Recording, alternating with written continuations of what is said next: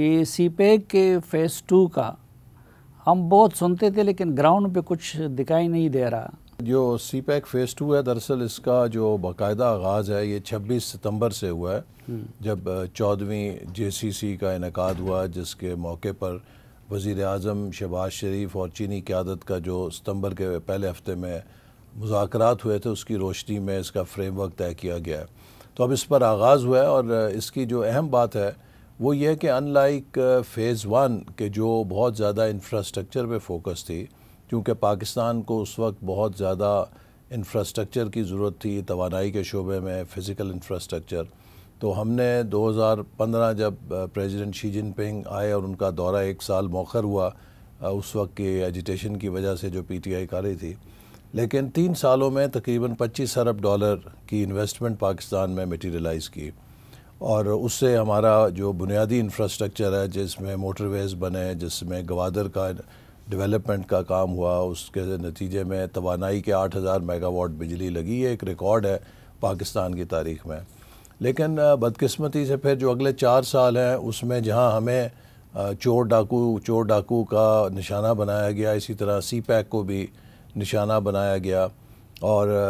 جو PTI حکومت کے 3 وزراء تھے ان کے بیانات کو لے کر امریکہ کی اسسٹنٹ سیکرٹری آف اسٹیٹ نے پریس کانفرنس کی کہ دیکھیے یہ بیلٹ اینڈ روڈ جو ہے یہ سارا کرپشن کا اور مہنگے قرضوں کا منصوبہ ہے، اور یہ پاکستان کے وزیر کہہ رہے ہیں. اور اس سے پھر چین کے اندر ایک بہت بددلی پیدا ہوئی، اور ایک بہت میرا خیال ہے کہ بد اعتمادی بھی پیدا ہوئی کہ پاکستان سے وہ یہ توقع نہیں رکھتے تھے کہ وہ اس طرح ان کے جو پریزیڈنٹ کا سٹار پروجیکٹ ہے اس کے بارے میں دنیا میں جھوٹے اور بے بنیاد الزامات لگا کے اسے بدنام کریں گے. تو وہ ایک جو فضا اس سے متاثر ہوئی، اس کا نتیجہ یہ نکلا کہ کئی ہزار کی تعداد میں جو چینی انویسٹرز پاکستان کی طرف متوجہ تھے، اور بہت سارے تو یہاں آ چکے تھے، وہ رفتہ رفتہ ویتنام، کمبوڈیا، لاؤس ادھر چلے گئے. تو پھر 2022 کے بعد سے ہم نے دوبارہ انگیجمنٹ شروع کی، اعتماد بحال کرنا شروع کیا، اور خاص طور پہ وزیر اعظم شہباز شریف جب وزیر اعلیٰ تھے تو ان کا سی پیک کے حوالے سے جو ایک اچھا تاثر تھا، پھر میرا ان کے ساتھ سی پیک کے حوالے سے جو ایک رشتہ تھا، ہم نے مل کر دوبارہ انہیں انگیج کیا، اعتماد کو بحال کیا، اور اسی کا نتیجہ نکلا کہ انہوں نے فیز 2 میں اب 5 کوریڈورز کا اعلان کیا ہے کہ جن پر ہم عمل درآمد کریں گے. پہلا کوریڈور ہے گروتھ کا، کہ کس طرح پاکستان کی معیشت میں گروتھ لے کر آئی جائے. دوسرا کوریڈور ہے لائیولی ہوڈز کا، کہ سوشو اکنامک پروجیکٹس کیے جائیں چھوٹے چھوٹے لیکن پسماندہ علاقوں میں جو لوگوں کی زندگی میں تبدیلی لا سکیں، جن کو پھر ہم اسکیل اپ کر سکتے ہیں. تیسرا جو اہم ہے وہ ٹیکنالوجی کے اوپر مبنی کوریڈور آف انوویشن ہے، چونکہ چین نے جو نئی ٹیکنالوجیز ہیں، خاص طور پہ جو AI ہے اور ڈیجیٹل ٹیکنالوجی ہے، اس میں بہت مہارت حاصل کر لی ہے، اور ہمارے لیے یہ ایک بہت اچھا موقع ہے کہ ہم ان سے استفادہ کریں. چوتھا کوریڈور جو ہے وہ گرین انرجی کا ہے، چونکہ اب چین بھی دنیا میں گرین انرجی کی ٹرانزیشن کر رہا ہے، اور انہوں نے کول بیسڈ پلانٹس بند کر دی ہیں، تو وہ اس میں بھی ہماری مدد کرنا چاہتے ہیں. اور 5ویں چیز ہے کہ اوپن ریجنل ڈیولپمنٹ، کہ ہم کس طرح سے جو پاکستان اور چین کا یہ فریم ورک ہے اس کو خطے کے ساتھ جوڑیں. تو اس فریم ورک کے اندر بہت سارے اب نئے منصوبوں کا آغاز ہو چکا ہے، کچھ کا ہونے والا ہے، لیکن جیسے میں نے کہا کہ یہ فرق ہے، کچھ منصوبوں کا آغاز ہو چکا ہے. فرق اس میں یہ ہے کہ یہ انفراسٹرکچر ہیوی نہیں ہے، اس کا فوکس ہے انڈسٹریل کوآپریشن پر، اس کا فوکس ہے پاکستان کی ایگریکلچر سیکٹر کی ماڈرنائزیشن پر، اس کا فوکس ہے پاکستان کے مائنز اینڈ منرلز کے پوٹینشل کو بڑھانے پر، اور اس کا فوکس ہے پاکستان کے ساتھ ٹیکنالوجی کے شعبے میں تعاون کو آگے بڑھانے کا، اور اسی طرح جو سوشو اکنامک سیکٹر ہے اس کے اندر ہم کام کریں. تو اس حوالے سے جیسے ابھی دیکھیے حال ہی میں 1000 پاکستان کے ایگریکلچر ماہرین چین گئے ہیں، اور وہ وہاں پر جدید ترین جو ایگریکلچر میں ٹیکنالوجیز کی اپلیکیشن ہے اس کی تربیت حاصل کر کے آئے ہیں. میرا خیال اب آخری بیچ غالباً وہاں پر ہے، اور یہ 1000 لوگ ہمیں مدد دیں گے کہ ہم چین کا جو ایگریکلچر سیکٹر کا تجربہ ہے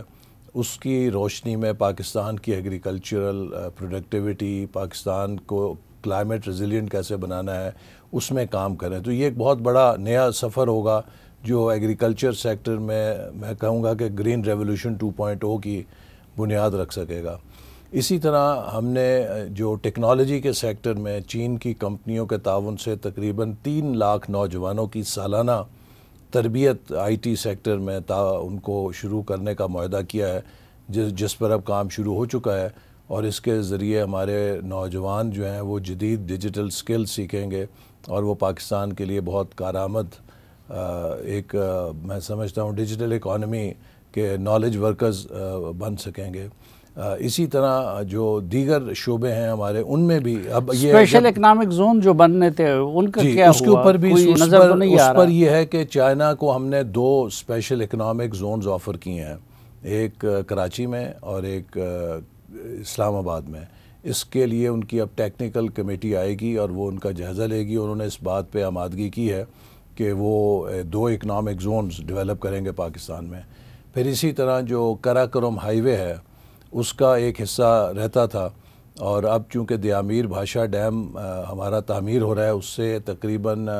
90 کلومیٹر کے قریب کراکرم ہائی وے کا حصہ اس دریا میں، اس جھیل میں جو لیک ہوگی ڈیم کی، اس میں ڈوب جائے گا۔ تو اس کے لیے ابھی چین نے اعلان کیا ہے کہ وہ فائنینسنگ دیں گے 85% اور 15% پاکستان اس کو کرے گی، اور اس پر بھی انشاءاللہ بہت جلد اب بیڈنگ ہو جائے گی اور اس پر کام شروع ہوگا، چونکہ یہ ٹائم باؤنڈ ہے، ہمیں 2028 تک اسے مکمل کرنا ہے، اس سے پہلے کہ پانی کا لیول جو ہے اس کو سڑک کو ڈبو دے۔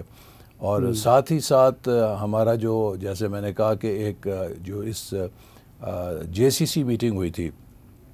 ہم نے ان کو ایک اور اہم تجویز دی ہے جو کہ میں سمجھتا ہوں کہ انشاءاللہ جس میں ہم کامیاب ہوں گے، وہ یہ ہے کہ پاکستان کا صافی صاحب سب سے بڑا ایشو جو ہے وہ ہیومن ریسورس کا ہے، کہ ہمارے پاس ابھی بھی اس سطح کی اور اس درجے میں ہیومن ریسورس نہیں ہے جو ہمارے فیوچر ڈیولپمنٹ کو سسٹین کر سکے۔ تو ہم نے انہیں ایک ریکویسٹ کی ہے کہ ہم جو AI ہے یا کمپیوٹر یا ایمرجنگ ٹیکنالوجیز ہیں یا ایگریکلچر ہے یا جو انجینئرنگ کے سائنس کے دیگر شعبے ہمارے قومی ترقی سے ضرورت ہے، اگلے 10 سالوں میں ہم 10,000 PhDs ان کی ٹاپ یونیورسٹی سے ٹرین کرانا چاہتے ہیں۔ ابھی اگر آپ دیکھیے اپنی ملک کا ہائر ایجوکیشن ہی دیکھ لیں، ہمارے جو ہائر ایجوکیشن ہے اس کی سطح تقریباً 13% ہے، بھارت میں 30% ہے، بنگلہ دیش میں 25% ہے۔ ہم نے اگر بنگلہ دیش کے برابر ہی ہائر ایجوکیشن میں آنا ہے تو ہمیں ہائر ایجوکیشن کو ڈبل کرنے کی ضرورت ہے، لیکن ہمارے ابھی بھی جو فیکلٹی ہے ہائر ایجوکیشن میں وہ غالباً آدھی بھی 1/3 غالباً PhDs ہیں، باقی نان PhDs ہیں۔ تو ہمارے پاس ہیومن ریسورس کی اس قدر کمی ہے۔ تو ہم یہ جو ایک ہمارا ان کے ساتھ اب نیا پروپوزل ہے کہ 10,000 PhDs in 10 years، میرا خیال ہے یہ پاکستان کے لیے ایک بہت انقلابی ہوگا اپرچونٹی اور ایک موقع جس سے کہ ہمیں مستقبل کے لیے ایک high quality human resource. Rashakai economic zone کا پہلے کچھ عرصہ بہت غلغلہ رہا، لیکن اب ادھر خاموشی ہے، اس کی کیا صورتحال ہے؟ جی وہ بھی چل رہی ہے، اس میں جو اس کے ایشوز تھے کچھ جو انفراسٹرکچر کے وہ ریموو ہو گئے ہیں، ان کے پاور کے تھے۔ اب اصل میں یہ ہے کہ ہمیں راغب کرنا ہے، یہ ساری چیزیں جو پاکستان کے اندر بیرونی سرمایہ کاری ہے،